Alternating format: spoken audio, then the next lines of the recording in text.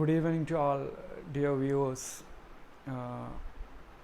Once again, medical laboratory speech പ്രസൻറ്റേഷൻ്റെ വ്യത്യസ്ത ഭാഗങ്ങളിലൂടെ നമ്മൾ കടന്നുപോയി. ഇനി അടുത്തൊരു പാർട്ട് ഓഫ് സബ്ജക്റ്റുമായിട്ട് ഞാൻ മെഡിക്കൽ ലബോറട്ടറി സ്പീച്ച് പ്രസൻറ്റേഷനിൽ വരികയാണ്. ഇപ്രാവശ്യം എൻ്റെ topic enzymes and the cardiac panel ടെസ്റ്റുകളാണ് ഇപ്രാവശ്യം എൻ്റെ ടോപ്പിക്. ഞാൻ എടുക്കാൻ പോകുന്ന topic first is what is enzymes എന്നാണ്. What are enzymes? Enzymes are synthesized by the cells of all the body that accelerate multitude of metabolic reactions, and they are highly specific and they are require a specific substrate. They are inactivate at 40 degrees Celsius heat, very heat labile, and they are active at 37 degrees Celsius. നിങ്ങൾക്കെല്ലാവർക്കും അറിയാം, enzymes നമ്മുടെ ലബോറട്ടറിയുടെ ഇൻഫർമേഷൻസിൻ്റെ ഭാഗമായിട്ട് നമ്മൾ ലബോറട്ടറികളിലൊക്കെ നമുക്ക് detect ചെയ്യാൻ പറ്റുന്ന എൻസൈംസുകൾസാണ് SGOT, SGPT എന്നൊക്കെ പറയുന്ന എൻസൈംസ്. ഇതിന് നമ്മൾ മൊത്തത്തിൽ ട്രാൻസാമിനേസ് എന്ന് പറയുന്നു. എന്താണ് ഈ ട്രാൻസാമിനേസ് എന്ന് പറഞ്ഞാൽ? ഈ ട്രാൻസാമിനേസ് എന്ന് പറഞ്ഞാൽ SGOT, SGPT, serum glutamate oxalo acetate transaminase SGOT, serum glutamate pyruvate transaminase SGPT. ഈ രണ്ട് ട്രാൻസാമിനേസും ലിവറിൽ നിന്നാണ് സിന്തസൈസ് ചെയ്യുന്നത്. ഈ എൻസൈംസ് ഉള്ളത് ഹാർട്ടിലുണ്ട്, കിഡ്നിയിലുണ്ട്, ലിവറിലുണ്ട്, ലങ്സിലുണ്ട്, പാങ്ക്രിയാസിലുണ്ട്. ഈ രണ്ട് എൻസൈംസുകളും ഈവൻ ലിവർ സിർഹോസിസ് അല്ലെങ്കിൽ ഇൻഫെക്ഷ്യസ് വൈറൽ ഹെപ്പറ്റൈറ്റിസ് എന്ന അസുഖത്തിൽ ഈ രണ്ട് എൻസൈംസുകൾ ഇൻക്രീസ് ചെയ്യും. ഈ രണ്ട് എൻസൈംസുകൾ ഇൻക്രീസ് ചെയ്യുന്ന ഹെപ്പറ്റൈറ്റിസുകളാണ് viral hepatitis, infectious hepatitis, alcoholic hepatitis, അതുപോലെ തന്നെ ഹെപ്പാറ്റിക് നെക്രോസിസ്, ഇൻഫെക്ഷ്യസ് മോണോന്യൂക്ലിയോസിസിലൊക്കെ ഈ രണ്ട് എൻസൈംസുകളും ഇൻക്രീസ് ചെയ്യാൻ എലിവേഷൻ ഉണ്ടാവാൻ സാധ്യതയുണ്ട്. അതുപോലെ ജോണ്ടിസ്, മഞ്ഞപ്പിത്തത്തിലും ഈ SGOT, SGPT ഇൻക്രീസ് ചെയ്യാനുള്ള സാധ്യതയുണ്ട്. അതുപോലെ തന്നെ മയോകാർഡിയൽ ഇൻഫാക്ഷൻ എന്ന് പറഞ്ഞാൽ അറ്റാക്കിൻ്റെ അവസ്ഥയിലും ഈ രണ്ട് എൻസൈംസുകളും ഇൻക്രീസ് ചെയ്യാൻ വളരെ സാധ്യതയുണ്ട്.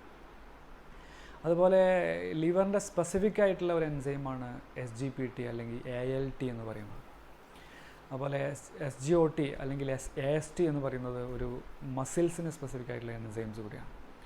ഈവൻ മസ്കുലർ ഡിസ്ട്രോപ്പി അല്ലെങ്കിൽ ഡെർമറ്റോമയോസൈറ്റോസിസ്, പൾമണറി എംബോളൈ, അതുപോലെ തന്നെ അക്യൂട്ട് പാങ്ക്രിയാറ്റൈറ്റിസ്, അതുപോലെ തന്നെ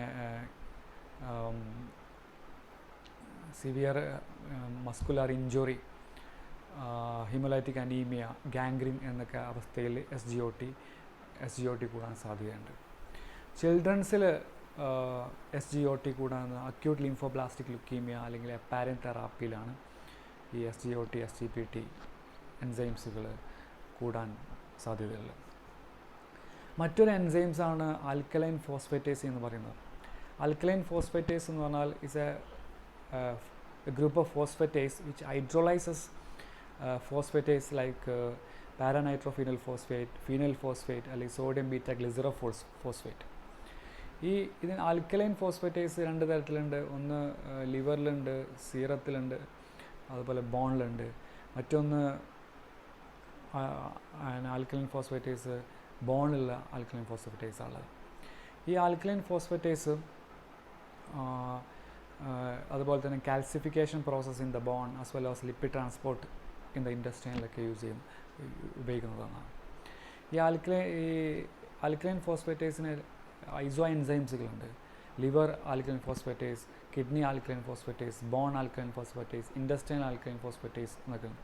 ഈ ആൽക്കലൈൻ ഫോസ്ഫേറ്റേസ് ഏറ്റവും കൂടുതലുള്ളത് കിഡ്നി ട്യൂബ്യൂൾസിൽ, അതുപോലെ ഇൻഡസ്റ്റൈനൽ എപ്പിത്തീലിയത്തിൽ, പ്ലാസൻ്റയിൽ, ലിവറിൽ, അതുപോലെ ബോണിലൊക്കെയാണ്, ഓസ്റ്റിയോബ്ലാസ്റ്റി ആക്ടിവിറ്റീസിലാണ് ഈ ആൽക്കലൈൻ ഫോസ്ഫേറ്റേസ് ഉള്ളത്. ഈ ആൽക്കലൈൻ ഫോസ്ഫേറ്റേസ് ഇൻക്രീസ് ചെയ്യുന്ന കണ്ടീഷൻസാണ് ഹെപ്പാറ്റോബിലിയറി ഡിസീസ് എന്ന് പറയുന്നത്, അതുപോലെ തന്നെ ബോൺ ഡിസീസ് എന്ന് പറയുന്നത്. അതുപോലെ ആൽക്കലൈൻ ഫോസ്ഫേറ്റേസ് ഇൻക്രീസ് ചെയ്യുന്നത് ഹെപ്പാറ്റിക് ആൻഡ് പോസ്റ്റ് ഹെപ്പാറ്റിക് കണ്ടീഷനിൽ ഇൻക്രീസ് ചെയ്യും. അതുപോലെ ആൽക്കലൈൻ ഫോസ്ഫേറ്റ് ഇൻക്രീസ് ചെയ്യുന്നത് പാജറ്റ് ഡിസീസിൽ ഇൻക്രീസ് ചെയ്യും, ഓസ്റ്റിയോമലേസിയ, റിക്കറ്റ്സ്, അതുപോലെ ബോൺ ക്യാൻസർ, ഹൈപ്പർ പാരാതൈറോയിഡിസം എന്നിവ കണ്ടീഷൻസിലൊക്കെ ഈ ആൽക്കലൈൻ ഫോസ്ഫേറ്റേസ് ഇൻക്രീസ് ചെയ്യാൻ സാധ്യതയുണ്ട്. അതുപോലെ മറ്റൊരു എൻസൈംസാണ് ആസിഡ് ഫോസ്ഫേറ്റേസ് എന്ന് പറയുന്നത്. Acid phosphatase particularly its activity is highest in the prostate as well as in the liver, spleen, leukocyte. ഇങ്ങനെയുള്ള ഇതിലൊക്കെയാണ് ഈ ആസിഡ് ഫോസ്ഫേറ്റേസ് ഇൻക്രീസ് ആക്ടിവിറ്റി കാണുന്നത്. ഈ ആസിഡ് ഫോസ്ഫേറ്റേസ് ഇന്നാക്റ്റീവാണ് അറ്റ് pH 70 or 37 ഡിഗ്രി സെൽഷ്യസിലൊക്കെ. അപ്പോൾ നമ്മൾ ആ സീറത്തെ നമ്മൾ അസിഡിഫിക്കേഷൻ ചെയ്യണം. അസിഡിഫിക്കേഷൻ ഓഫ് സീറം എന്നിട്ട് സ്റ്റേബിൾ ചെയ്യിക്കണം. ബിലോ pH 6.5 താഴെ എത്തണം, എങ്കിൽ മാത്രമേ ഈ ആസിഡ് ഫോസ്ഫേറ്റേസ് സ്റ്റേബിൾ ആവുള്ളൂ.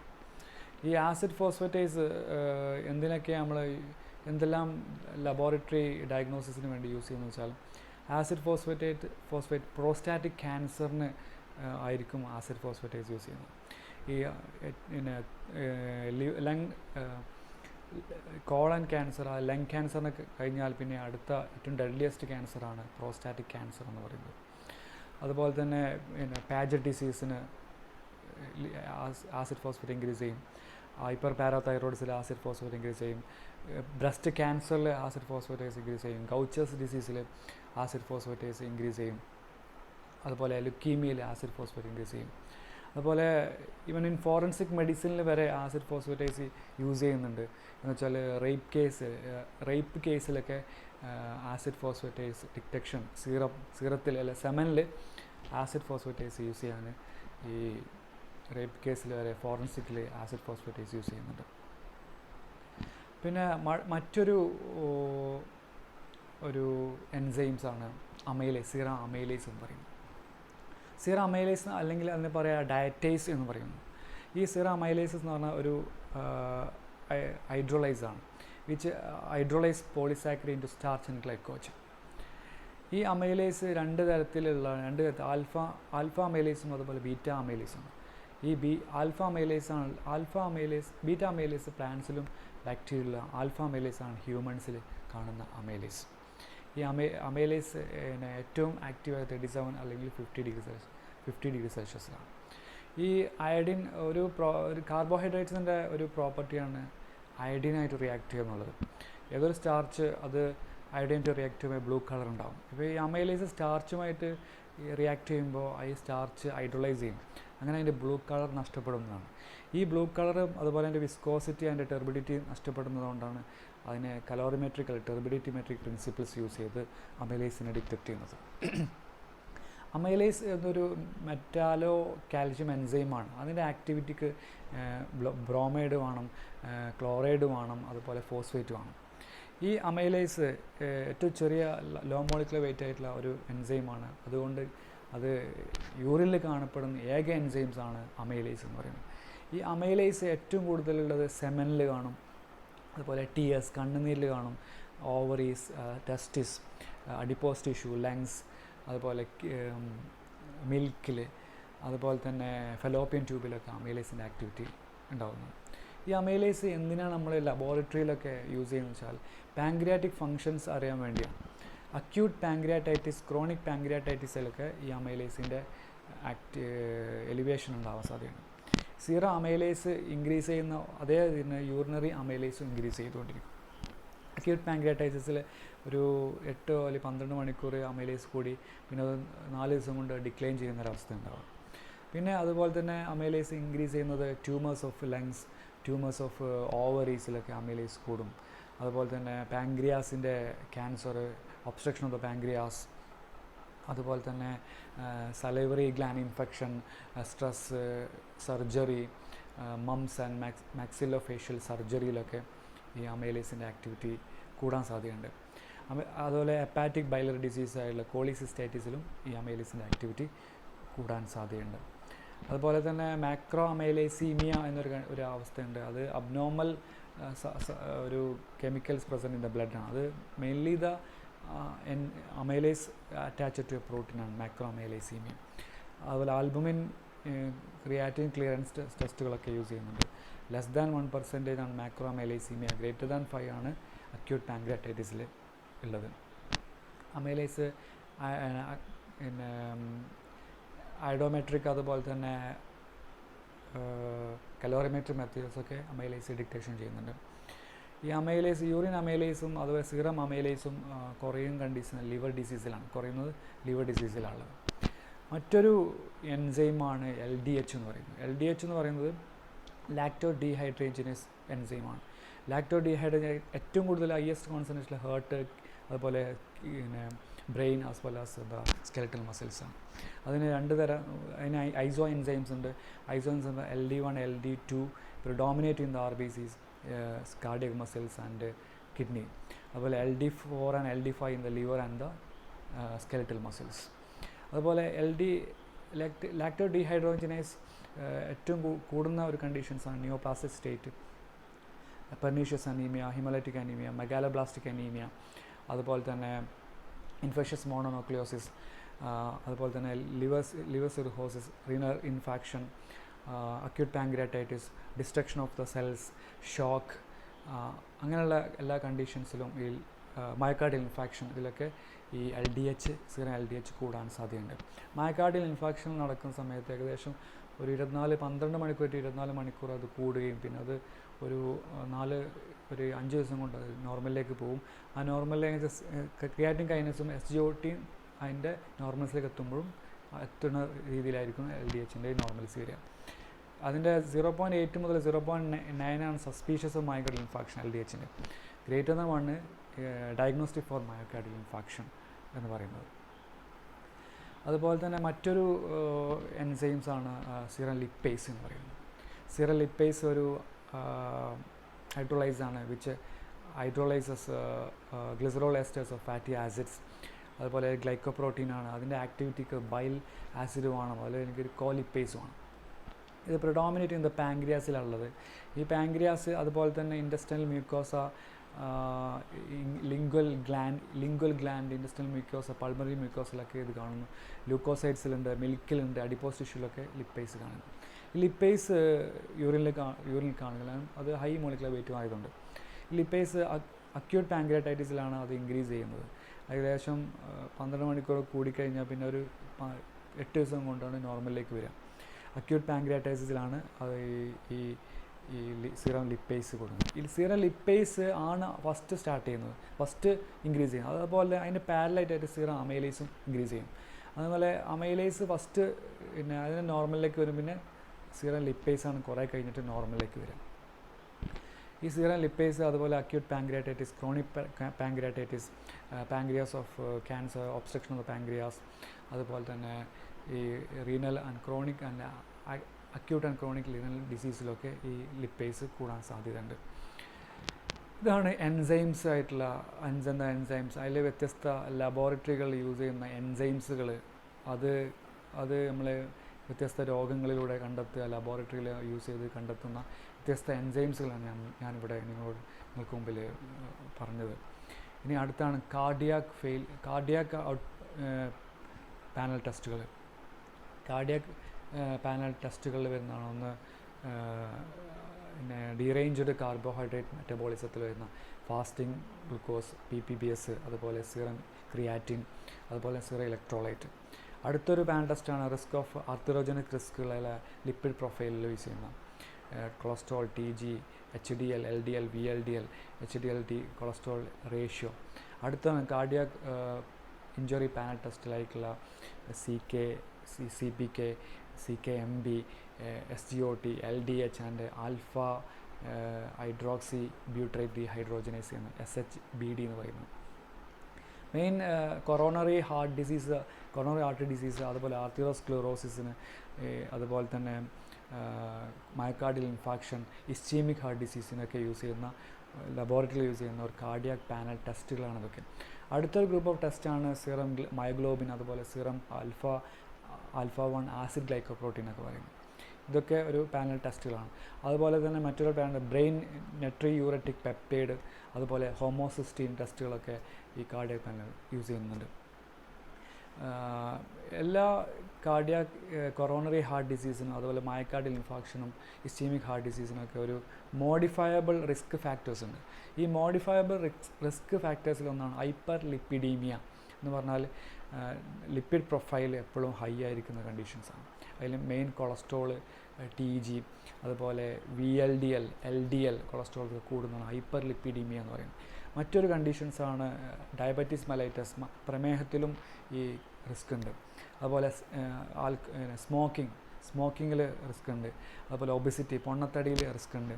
അതുപോലെ ഫിസിക്കൽ ആക്ടിവിറ്റിയിൽ റിസ്ക് ഉണ്ട്. പിന്നെ സാച്ചുറേറ്റഡ് ഫാറ്റ് ഫുഡുകൾ കഴിക്കുന്നതും കൊളസ്ട്രോൾ ഫുഡ് കഴിക്കുന്നതൊക്കെ മോഡിഫയബിൾ റിസ്ക് ഫാക്ടേഴ്സാണ്.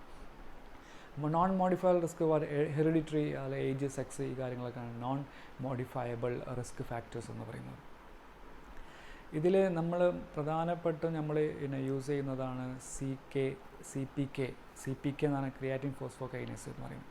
അത് കൂടുന്ന കണ്ടീഷൻ മയോകാർഡിയൽ ഇൻഫാക്ഷൻ, അതുപോലെ muscular dystrophy, polymyositis, motor neuron disorders, acute cerebrovascular ഡിസോർഡേഴ്സിലൊക്കെ ക്രിയാറ്റിൻ CPK കൂടാൻ സാധ്യതയുണ്ട്. അതുപോലെ തന്നെയാണ് SGOT, LDH, SHBD എന്നൊക്കെ പറയുന്നത്. മയോകാർഡിയൽ ഇൻഫാക്ഷൻ്റെ ബയോകെമിക്കൽ മാർക്കേഴ്സാണ് ക്രിയാറ്റിൻ കൈനേസിൻ്റെ ഐസോ എൻസൈംസുകളാണ് CKMB, CKMM, CKBB.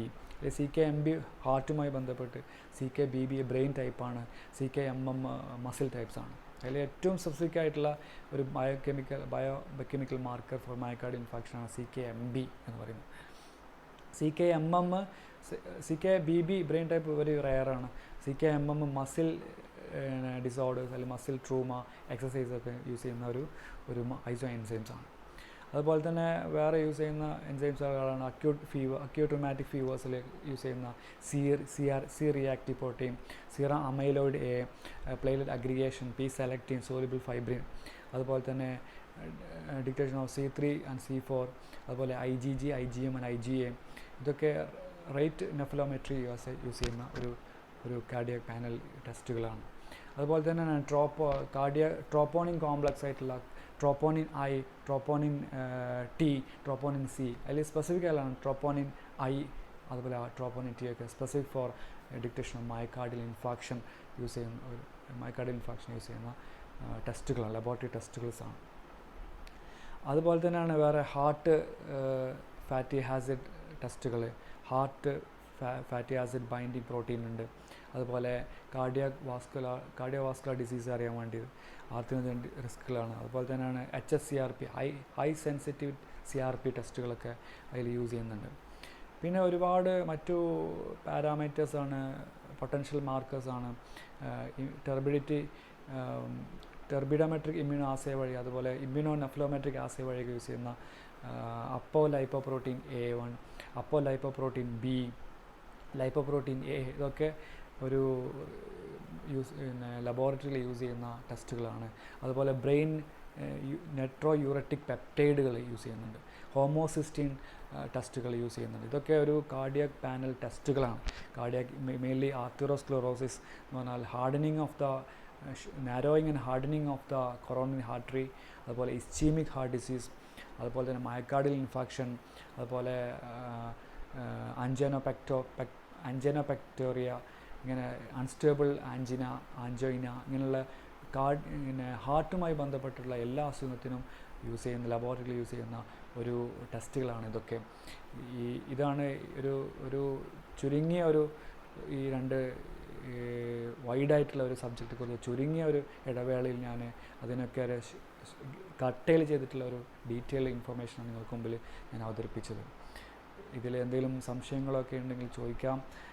എന്തെങ്കിലും ഡൗട്ടുകളുണ്ടെങ്കിൽ നിങ്ങൾ കമൻറ്റ് ചെയ്യാം ഒക്കെ ചെയ്യാം. ഇനി അടുത്ത ഒരു ടോപ്പിക്കുമായി ഞാൻ എൻ്റെ പ്രസൻറ്റേഷന് വരുന്നവരെ എല്ലാവർക്കും നന്ദി, നമസ്കാരം.